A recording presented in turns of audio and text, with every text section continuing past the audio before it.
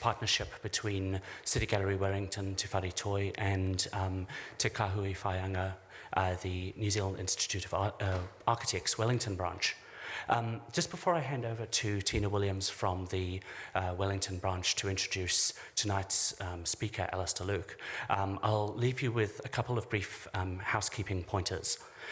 Should you need to use the restroom, the wharepaku, there are a set of restrooms just at the far end of the corridor that you came in from. It's unlikely that we'll have an emergency. If we do, just remain calm and follow the instructions of myself and our other City Gallery staff in the space here.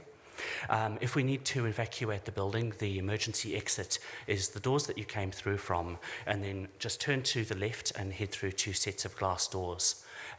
Please note also that the emergency exit at the far end of the gallery on your left, of the auditorium on your left, is no longer active, so we'll all be moving out through the entryway. So without further ado, pleasure to hand over to you, Tina. Thank you very much.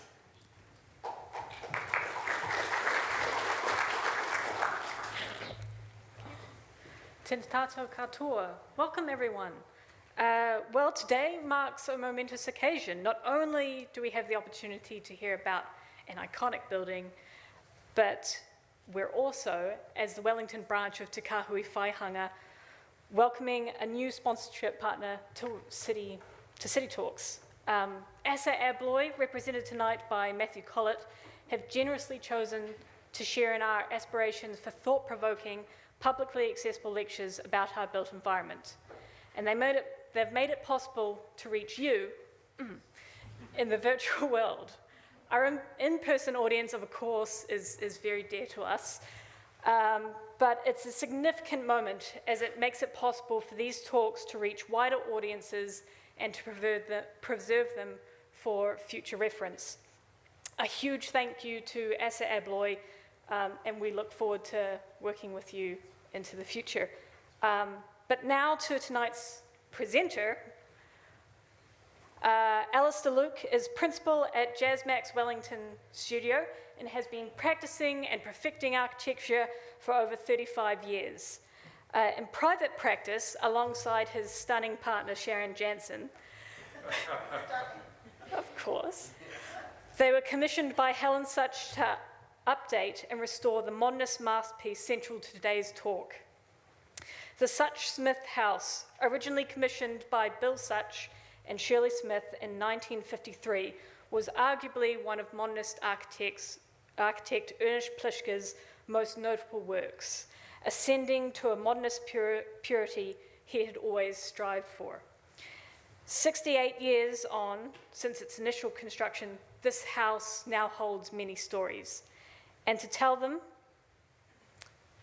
is Alistar Luke, obviously. So please join me in welcoming him tonight.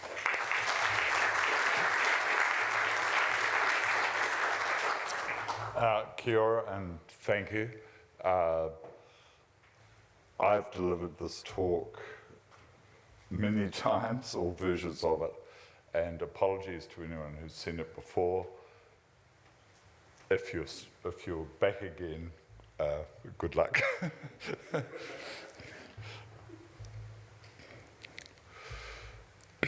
This is not the Sutch House. This is the Mazelon House in Palm Springs by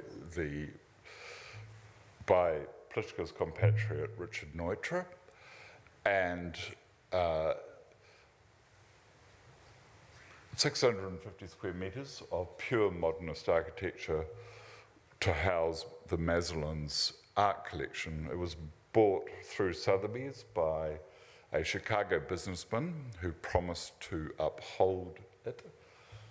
And a week after he settled, he applied for a demolition permit at the City Hall, which cost him $20 US. And this is what it looked like a week later.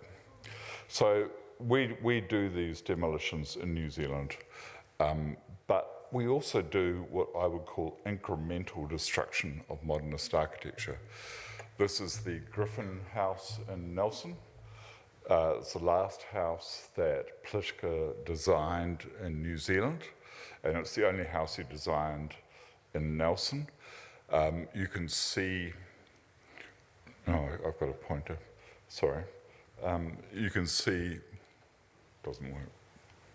You can see this carbuncle that was designed off it. Fortunately, the new owners found a fantastic architect in Sharon Jensen who convinced them to remove this carbuncle and restore it to its original elegance.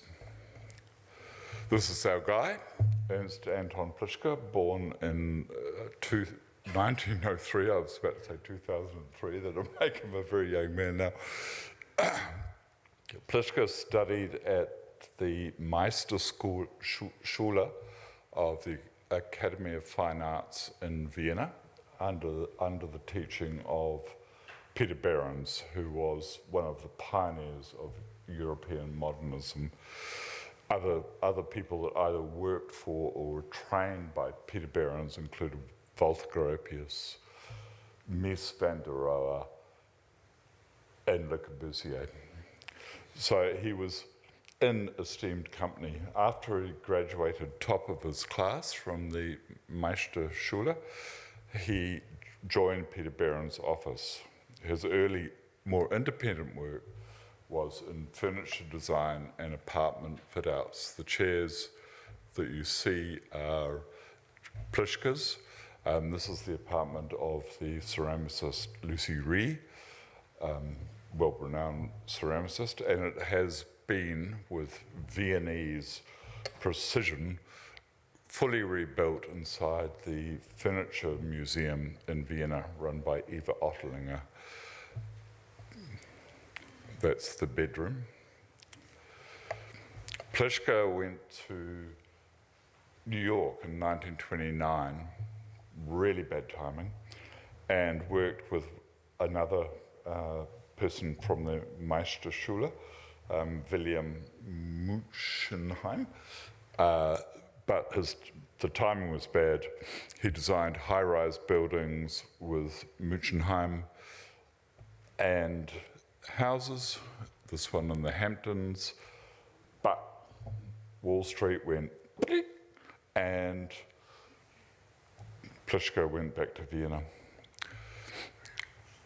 In 1930, he was approached on his return to Vienna by the architect Joseph Frank, who was about to commission the Werkbund Siedlung housing scheme in Heitzing in Vienna, and Plishke was invited to design houses within this scheme.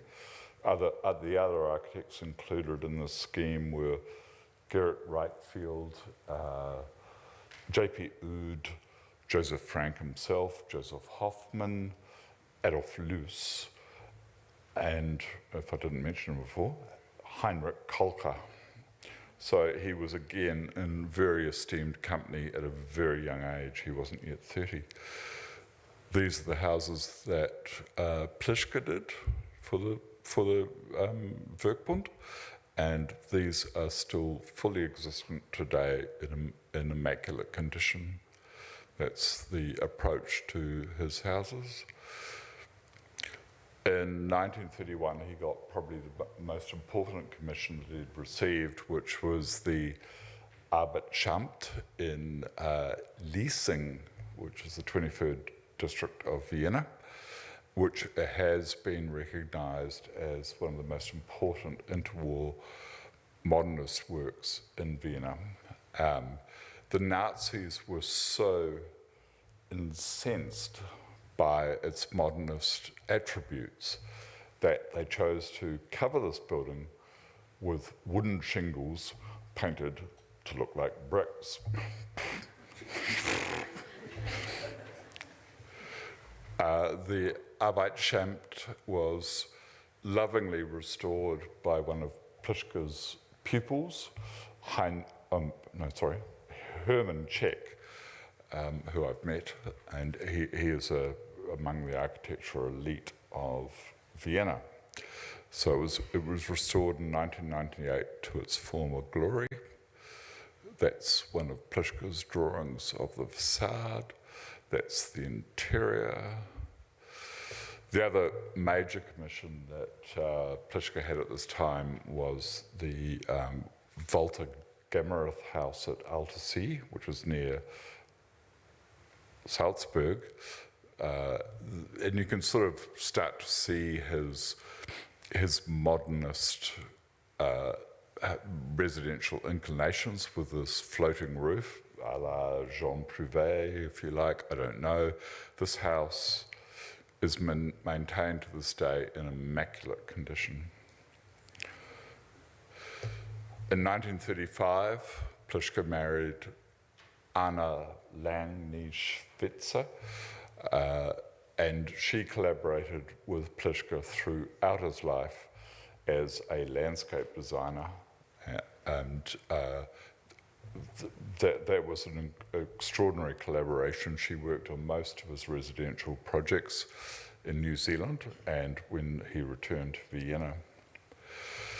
1938, there was the Anschluss, which is the annexation of Austria by Nazi Germany.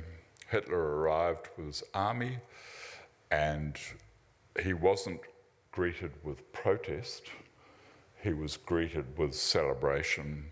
This is Hitler on the balcony of the Hofburg, the imperial palace facing into Heldenplatz. In the background, the Gothic building is the Rathaus, on the other side of the ring, which is the council building. So the square is filled with rapturous crowds. After the rally, the crowds rounded up the Jews of Vienna and made them get down on their hands and knees and scrub the streets.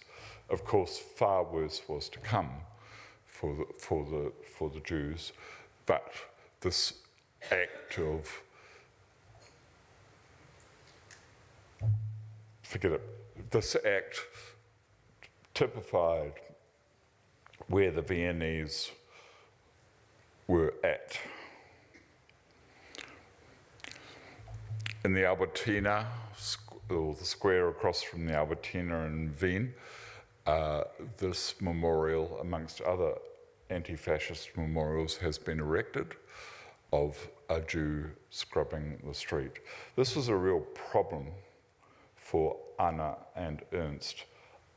A, because the Nazis set up the Chamber of Arts, and every architect in Vienna had to be a part of the Chamber of Arts to practice architecture. Plishke was banned from joining the chamber, not because of his modernist predilections, but because Anna Plishke was a Jew, as was her son Heinrich. So they had no choice but to flee, and his friend who lived at the time in Christchurch, Otto Frankel, facilitated their immigration to New Zealand. So in 1939, travelling through India with Anna's first son from her first marriage, they arrived in Edwardian Wellington, which would have come as an extreme cultural shock to them. This, I think, is Willis Street, but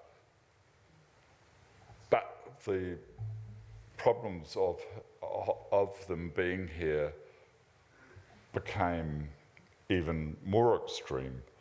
He was classified on arrival as being German, even though he was Austrian.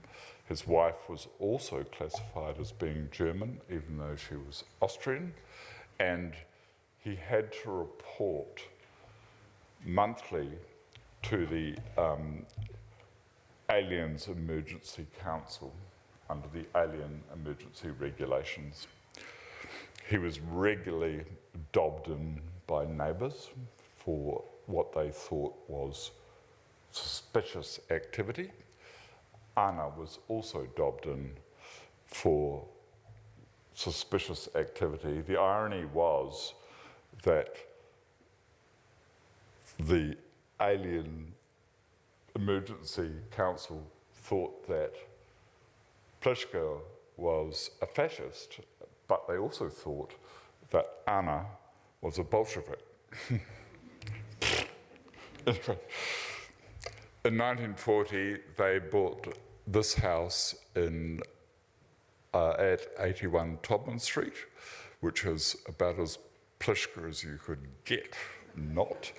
And Anna designed a magnificent garden for it.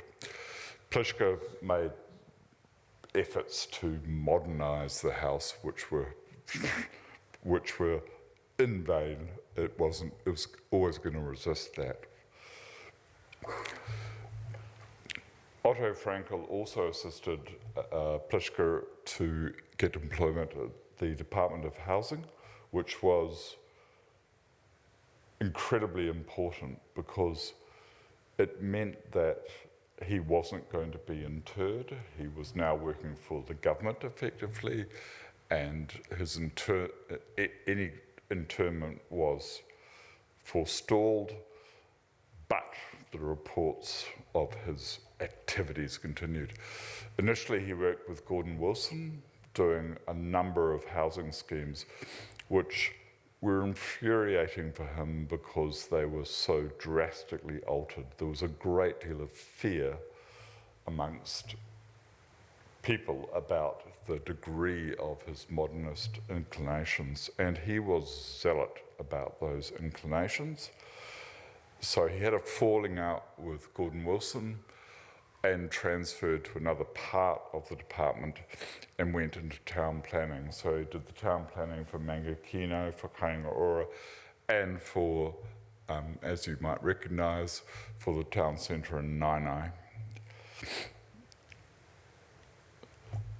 In 1939, privately, in thank you to Otto Frankel's assistance to not only bring him to New Zealand, but to get him the job in the housing department, he designed his first house in New Zealand for Otto Frankel in Christchurch. This house is still existent. I don't know what its condition is like, but it was, in its time, quite radical. L-shaped plan, flat roof, massive openings, massive amounts of glazing. In 1940, he designed the Kahn House in Naya for Joachim and Gertrude Kahn. And this house is still existent today and is currently under Category 1 protection. Fantastically, the neighbours complained to the Aliens Emergency Council that the house surely had this much glazing because the Khans were spying on enemy shipping, or on shipping in the harbour, which was absurd. They were from Bavaria, they were Jewish refugees from the Nazi regime, and the whole concept of that was just, anyway, just to give you an idea of how crazy these things were, a neighbour of Plishke's dobbed him in to the Aliens Emergency Council for carting steel tubes into his house in Todman Street, which they suspected were for the manufacture of a radio transmitter. They were, in fact, for furniture. The Aliens Emergency Council nonetheless interrogated, investigated, and searched.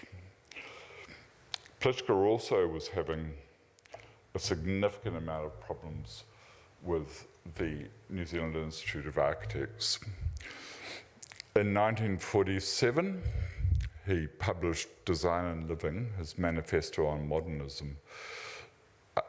an incredibly important book which realised extraordinary interest in his architectural ideas and in a large number of inquiries. The problem for Plishke was that the NZIA didn't recognise his qualifications and background in Vienna and refused to register him. So in riposte, and asked him, sorry, to sit the RIBA examinations. In riposte, he refused to sit those examinations, thinking it was an affront. So Plishke, for all his time in New Zealand, had a great deal of conflict with the architectural community here. So Design and Living was railed against the Edwardian excesses of architecture and promoted the concepts of modernism, the L-shaped plan which he employed on the Frankel House and subsequent houses, and the utilitarian and functionalism of modernist architecture. He was a zealot. And Plishke was continuing in furniture design. In 1947, the New Zealand government presented to the then Princess Elizabeth this writing desk designed by Ernst Plishke. In the same year, Plishke applied to be the head of the Auckland Architecture School. He was turned down, much to the protest of the students at the time, who instead got a very English head. So in 1947, he decided that to realise the commissions, he needed to team up with a New Zealand registered architect. He couldn't fulfil the commissions on his own, so he joined with Cedric Firth. Sharon and I know this house quite well, we live in it. So Cedric Firth was no slouch, and he held the same sensibilities as Plishke.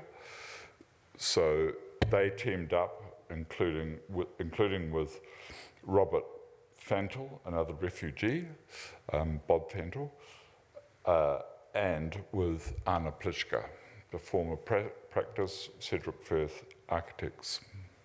Oh, sorry, Plishke Firth Architects. I got that totally around the wrong way. As I say, Firth was no slouch. This is the Munro State building in Nelson from 1966. In 48, Plishke designed with Anna's landscaping the Lang House for Heinrich Lang. Like other immigrants with the name Heinrich, which had not good associations with Nazi Germany, Heinrich Lang had changed his name to Henry, same as Heinrich Kolker had changed his name to Henry.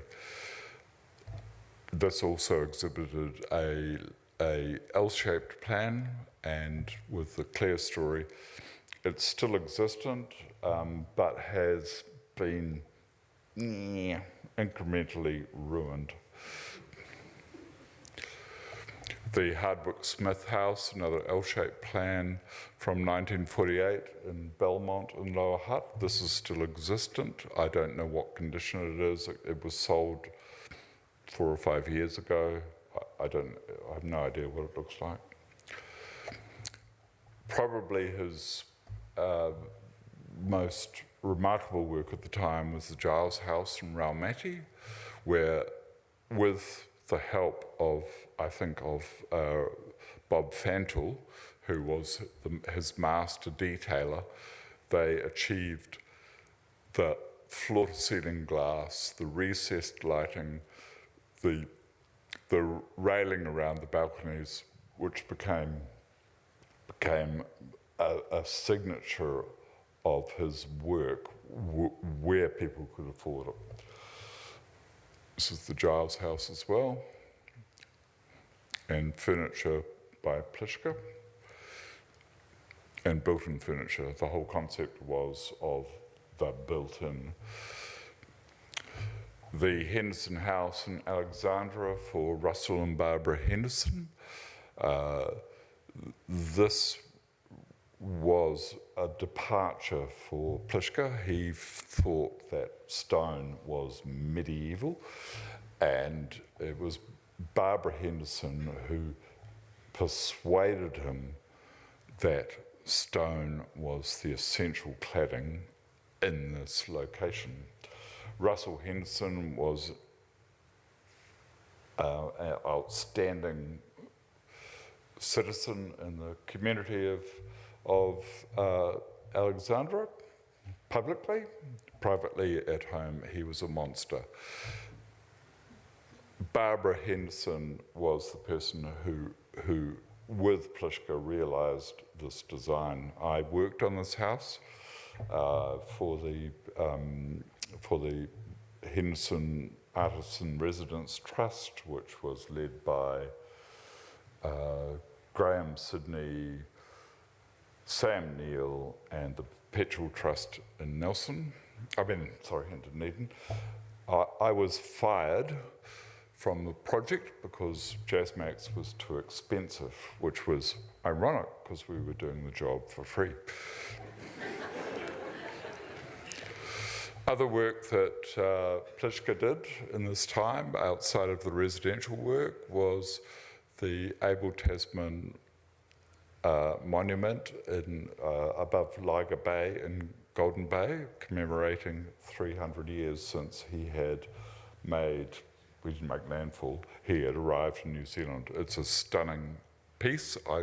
When I first saw that photograph, I thought the woman was a Dalmatian, but I don't think she's scrubbing the streets, but it is still existent, but it has been slightly ruined by a crass dock fence around it, made of 4x2s to stop people falling off the cliff, which is not unreasonable, but they could do a good fence. He also did a great deal of church architecture.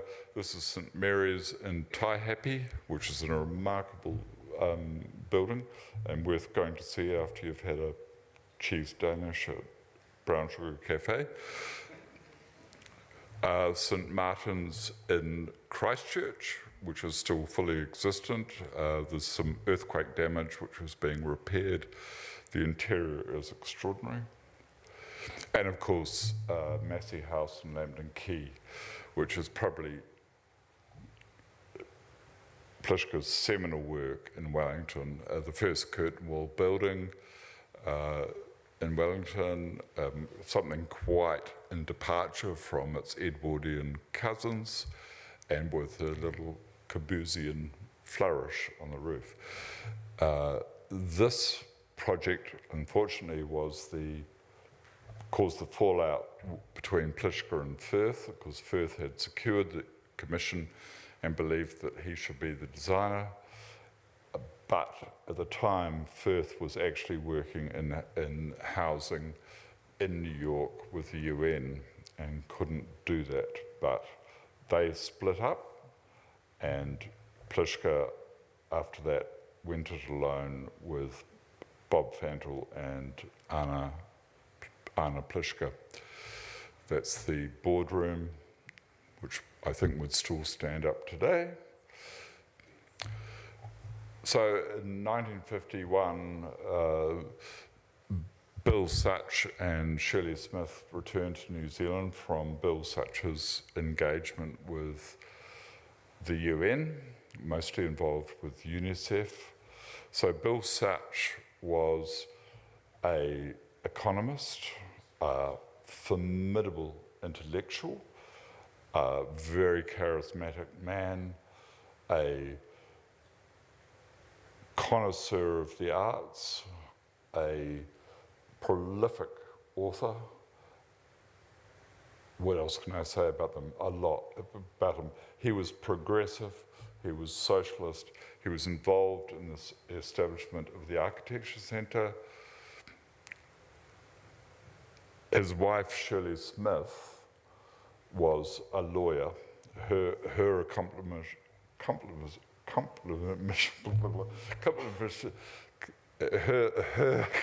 her career was no less spectacular, studying classics at Oxford University, moving through into law, practicing law, moving into academia, the first woman to lecture in law at Victoria University. Again, a formidable intellectual, a progressive, a socialist, and a connoisseur of the arts. So in the early 1950s, they would have met Plishke and they would have decided that he was the architect for the house that they would design on the piece of land that they bought right next door to Plishke's house at 79A Todman Street. I'm guessing this is what, oh, sorry, it's heavily pixelated. I'm guessing this is what Plishke looked like at the time. So these are some of the books that Bill Sutch authored and published. There is a lecture coming up at Paraka, I think next week, particularly devoted to his book, Poverty and Progress. After she had left academia, Shirley Smith went on back into practice as a lawyer. Again, that's heavily pixelated, apologies. To where she concentrated on defending the downtrodden, the people that no one else defended, notably the Porora chapter of the Mongrel Mob and the Wellington chapter of Black Power. She told me many stories about the absurdity of the accusations that these people faced, and she was prepared, usually almost always pro bono, to stand up for them. She was the founder of the Human Rights Commission, the co-founder of the New Zealand Council for Civil Liberties, and she was a campaigner for homosexual law reform, for nuclear disarmament, and against the war in Vietnam. So you're dealing with, within this couple, Bill and Shirley, a really formidable pair of people who now had Plishke design them a house. I don't know why this pointer doesn't work, I wish it did.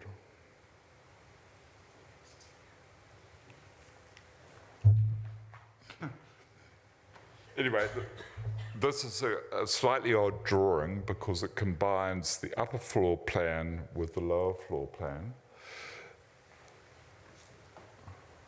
And you come up the pathway, you enter the house through a windlock into a gallery which accesses the main bedroom. Darren? Thanks.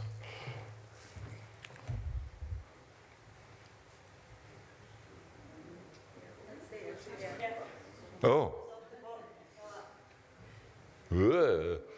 So you come up the steps through the windlock, which is a classically Viennese thing, into this gallery. Off it is the study. Off it through another door is the main bedroom, and then a rather odd three-roomed bathroom with shower, bath, basin and toilet. Another bedroom, which was their daughter's bedroom, and a third bedroom. Then up the stairs into what you can easily recognise as the dining, living, a study alcove, and the kitchen with a laundry here, opening out to a patio courtyard, and the ground floor opening out to a more enclosed courtyard, rubbish bins over here. Not very good at that, never mind. That's oh God, that's a section through the house. This is the house on completion. So you've got the lower ground floor with the bedrooms and the upper ground floor, the upper floor with the living, dining and kitchen. Below the bedrooms is a basement with an earthen floor, which is relevant to the future parts of this talk. There's another picture of it with the lower floor, upper floor. You can see what it's about. These photographs were taken shortly after completion. So this is the courtyard off the lower ground floor, and the kitchen on the right and the dining room on the left. The downstairs gallery, which flows out seamlessly with floor-to-ceiling glass, and this massive sliding door in the middle of it. I forgot to say, and I meant to say this, that the commission for Plishke was very unusual. Bill and Shirley didn't pay him the normal commission of 5% of the construction cost, which was the commission at that time. They employed him full-time on a salary to design the house, which was totally, really unheard of. And obviously Plishke wasn't too unhappy about that. So this is, again, this is the entry, indoor garden, display cases, and the stair up to the living room. The living room at the time, and you can see the furniture that Bill and Shirley had already collected, the Pierre Jeanneret scissor chair, the Eero Saarinen grasshopper, the Eames chair. The priceless thing in here was the Tang Dynasty horse, which Plishke designed a display cabinet for at the top of the stairs. Being Tang Dynasty, it was at least 1,000 years old. There's another story associated with that, which I won't go into. Shirley Smith had a big influence on Plishke in the design. I have this from her mouth. Plishke found fireplaces, along with stone, medieval.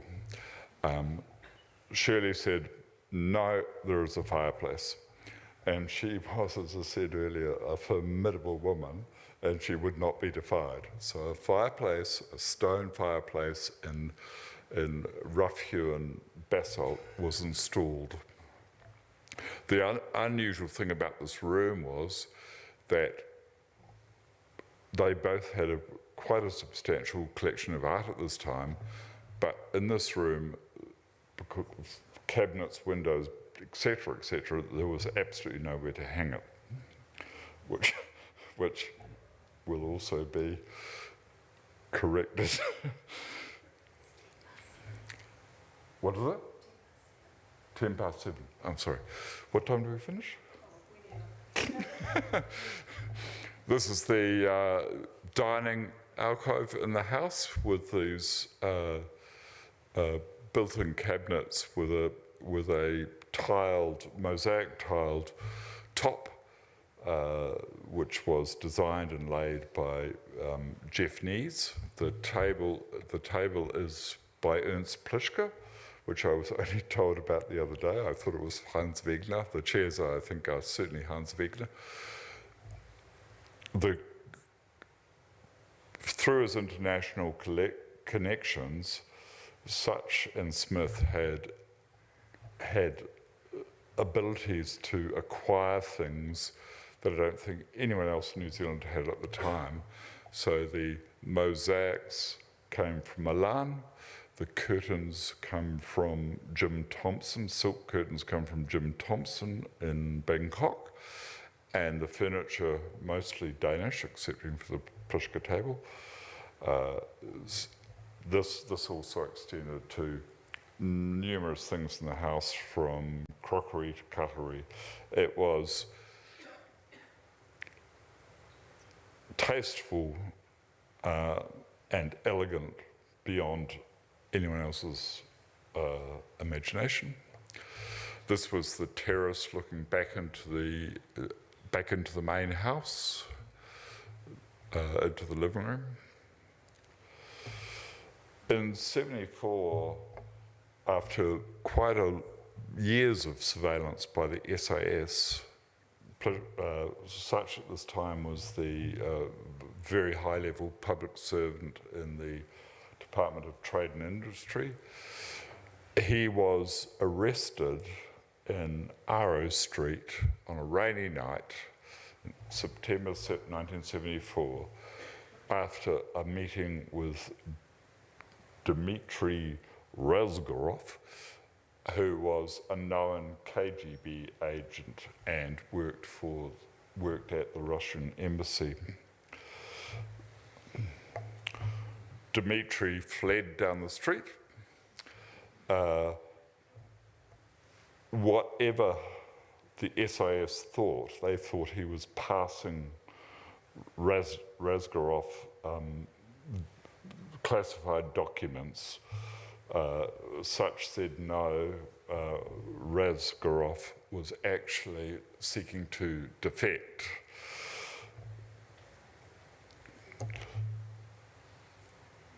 Sutch became the first person to ever be tried in New Zealand, and the only person ever since to be tried in New Zealand for espionage. This is Sutch, Bill, Shirley, and their lawyer, the flamboyant lawyer, Mike Bungai, were walking away from the magistrate's court during the trial. The trial was a farce. The SAS didn't find any documents that had been passed to Dmitry, and they had really no case against Sutch. 1975, February 1975, this was a very bittersweet year for the family. This was Shirley, Bill, and their only child and daughter, Helen Sutch. Bittersweet. After 5 days of trial, Bill Sutch was acquitted. 5 days. That's how long it took Bungay to demolish the ridiculous case that the SIS had against him. Sweet because it was the year that Piers Ovenden was born. Bitter because 10 days after Piers Ovenden was born, Bill Sutch died of liver cancer. To give you an idea of the man that Bill Sutch was, my father was his physician, and he told me he was the one who delivered to Bill Sutch the verdict of terminal cancer. Most people would get that verdict and you know how you would react. Bill Sutch's reaction was, "That's impossible, I've got far too much to do." My clients were Keith Ovenden and Helen Sutch. I got a call, or Sharon and I got a call, out of the blue from Washington, DC, where they lived, asking whether I'd be interested in being the restoration architect for the Sutch house. Of course I said, no, I'm not interested at all. No, I didn't. Of course I didn't. So again, this is, if you like, an extraordinary couple. Keith Ovenden was a political scientist. He was a radio commenter. He had a television show called Column Comment. he was a lecturer at Canterbury University, a prolific writer as well, and again, like his parents-in-law, a formidable intellect. Helen Sutch, like her father, was an economist and operated on the world stage. They spent a great deal of their life overseas, living in places like Warsaw, London, New York, Washington DC, etc., etc. They were, and she as well was, again, a formidable woman, of formidable intellect. They were both, like her parents, left-leaning socialists. She was the economic advisor to the Longi government. She was also an economic advisor to the governments of Papua New Guinea, Lithuania, Moldova. So not people to be trifled with, if you like. So September 11th interrupted our interactions with Helen, and I'm saying Helen because Helen was definitively my client rather than Keith. But in early 2002, Sharon and I visited the Sutch House for the first time, and Helen had realised that it was on the precipice of being unsalvageable, which these photographs will show. So this is how it presented as you walked up the path, completely overgrown. This is the lower courtyard, which is totally overgrown with lichen and mould. You can see the awkward flashings which were there to restrain leaking. The butanol on the roof, which had been laid multiple times, was lapped down over the fascias.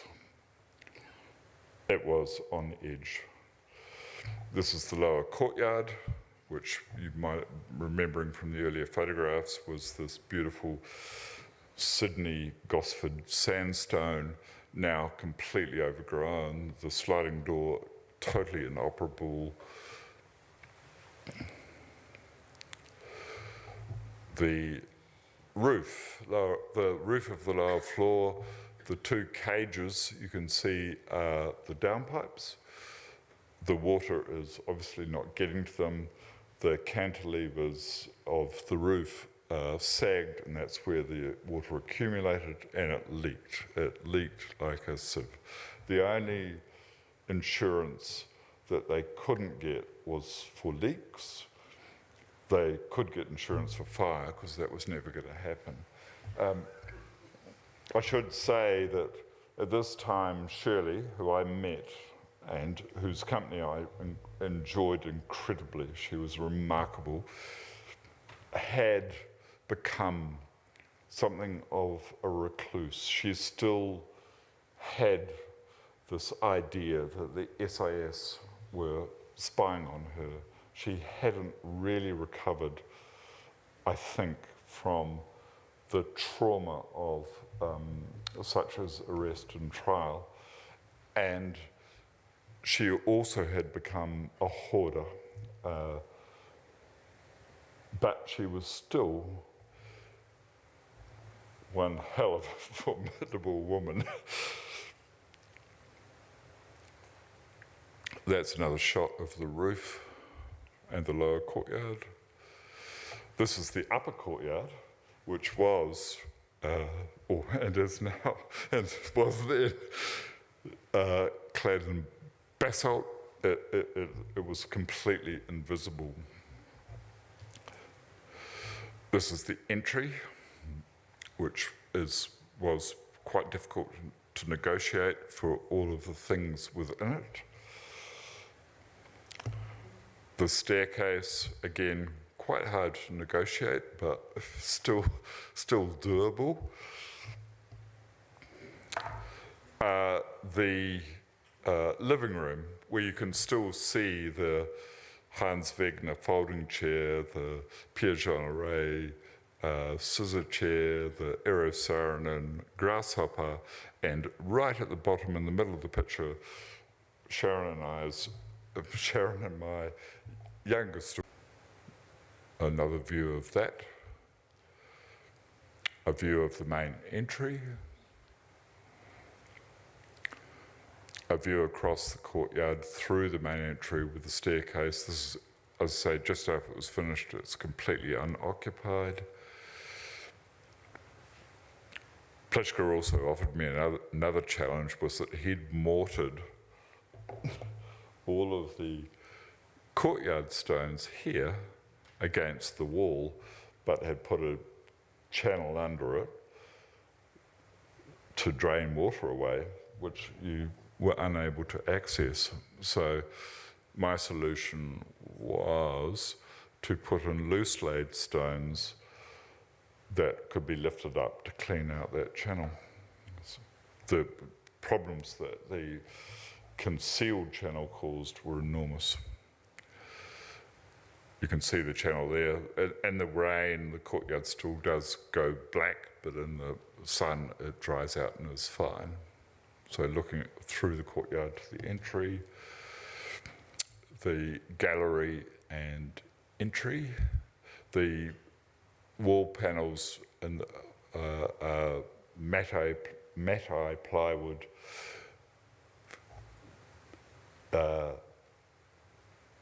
obsessively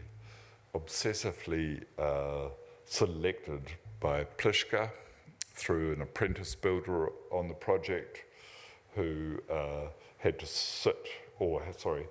while Plishke sat in an armchair, this apprentice had to spend 2 days going through pallets of matte plywood with Plishke sitting there going, 9, yeah, maybe. The gallery. So you can see the extension of the kitchen off to the right. Looking down the stairs, the replacement of the mosaic tiles was complex. They were, Shirley had put the ones that fell off into plastic bags in the cabinets. We had enough of a pattern left that we could kind of get what was going on. So we took the entire top off, put it on trestles with the spare tiles, and put in a new substrate, replaced the brass edgings, and the tiler, who was Vietnamese and spoke hardly any English, but was very good at his job, did a one-for-one replacement of each tile to match the original pattern designed by Jeff Nees. The living room, this is at completion. All of the cabinet fronts have been replaced, the ceiling's been replaced, the lighting has all been redone. Another view back towards the top of the stairs. The curtains are Jim Thompson Thai silk. We were able to match the colours because we still had original swatches. Our night view. This bit of it was kind of a weird invention. I wanted to retain the bookshelves, but also wanted to give Helen and Keith somewhere to hang art, so I put in the sliding painting panel, which can move back and forth to expose the entirety of the, 2/3 of the bookshelves at any one time, but can house display space for art. The kitchen, parts of this are original. This is a dumbwaiter that goes down the courtyard, that's original. This cabinet is original. I personally restored the clock. The bathroom, Helen insisted on a spa bath, which I was opposed to, but Helen was, like Shirley, was not going to put up with anything less. And this is the crazy stair inside of the wardrobe. Oh gosh, that's heavily pixelated. In 2003, I presented the first version of this talk in Vienna at a symposium to commemorate the 100th anniversary of Plischke's birth.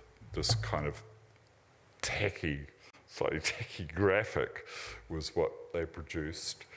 It was very well attended, and I really screwed up because I had no idea of how much the Viennese architectural community revered Plishke. And after the end of my talk, I was, in the Q&A, I was given this huge rant by a member of the audience.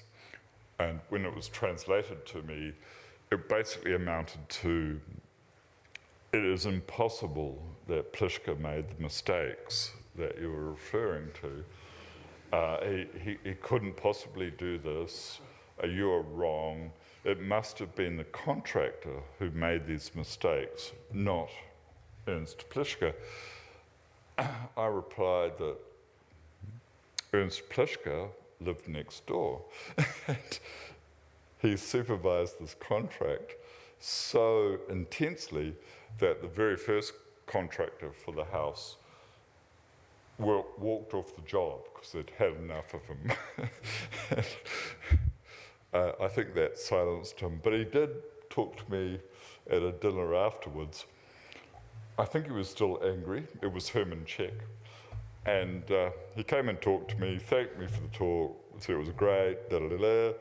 He said, I still think you're making a mistake, before he stubbed out a cigarette on my dinner plate. You gotta love the Viennese. Plishke came back to New Zealand quite a few times. In 1969, he came back to finally get the honour that he was always due, which was to be made an honorary fellow of the New Zealand Institute of Architects.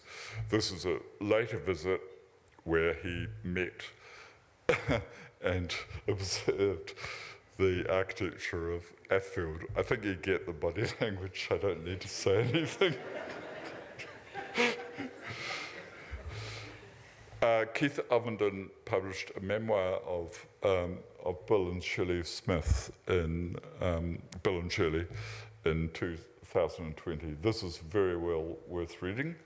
It was quite a strongly worded riposte to a biography that was written about Shirley Smith that, like on many other occasions, resuscitated the trial in 1975 of Bill for espionage. And Keith has also, an interview which you can look up on Radio New Zealand, talks about both the book and Bill and Shirley. This is them photographed on the lawn in front of their batch in Taupo, which I also worked on, which is the oldest house in Taupo. That work never went ahead, and I am a trustee of the Shirley Smith Family Trust, and that house was, the batch was sold to Helen's cousin quite a few years ago now.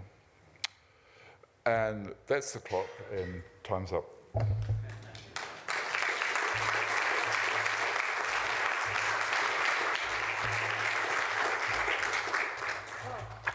Thank you. That was extraordinary, and wow, what a kickoff at the beginning. I've never heard a audible gasp from the audience. That's a first. Well done. No, that was extraordinary, and an amazing level of detail. Probably too much. Well, I thought it was captivating. and I hope our Thank audience you. did too. Thank you. So we've run out of time for Q&A. You can ask them questions in the lobby. So yeah, please join me in thanking Alistair and join us in the foyer for some.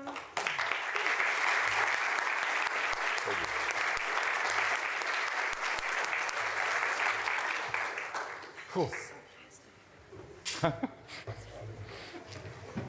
I'm just looking at peers now and hoping.